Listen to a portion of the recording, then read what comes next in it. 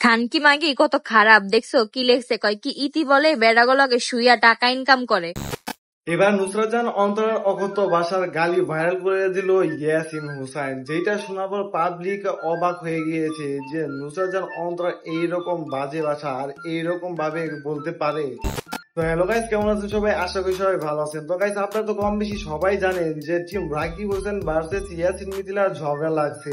তো সেইখানে রাস্তায় মিথিলাকে পিটিয়েছে। এরপর থেকে ইয়াসিন হুসাইন রাকিব হোসেনের উপর ক্ষেপে আছে এবং রাকিব হোসেনের গোপন কিছু তথ্য এবং নুসরাত জাহান অন্তর গোপন তথ্য ফাঁস করে দিবে, সেইটাই সন্ধান এবং সেইটার মিশনে রয়েছে ইয়াসিন হুসাইন। এবং নুসরাত জাহানের অকথ্য ভাষায় গালি দেওয়ার ভিডিওটাও ভাইরাল করে দিয়েছে নেট দুনিয়ায়।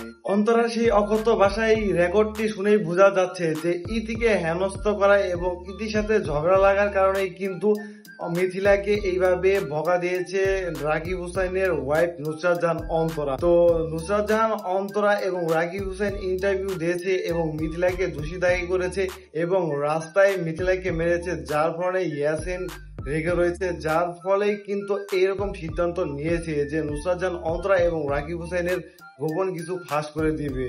তো এখান থেকে বোঝা যাচ্ছে তাদের মধ্যে কিন্তু আবার নতুন করে হয়তো কোনো ঝগড়া লাগবে। তো এই বিষয়ে আপনাদের কি মতামত অবশ্যই কমেন্ট করে জানিয়ে দিবেন। তো গাইস, আজকে ভিডিও এই পর্যন্তই। যদি ভিডিওটি ভালো লেগে থাকে অবশ্যই লাইক দিবেন, কমেন্ট করে আপনার মতামত জানাবেন, শেয়ার করবেন এবং এই চ্যানেলে নতুন হয়ে থাকলে অবশ্যই সাবস্ক্রাইব করে পাশে থাকা বেল বাটনটি বাজিয়ে দিবেন। ধন্যবাদ।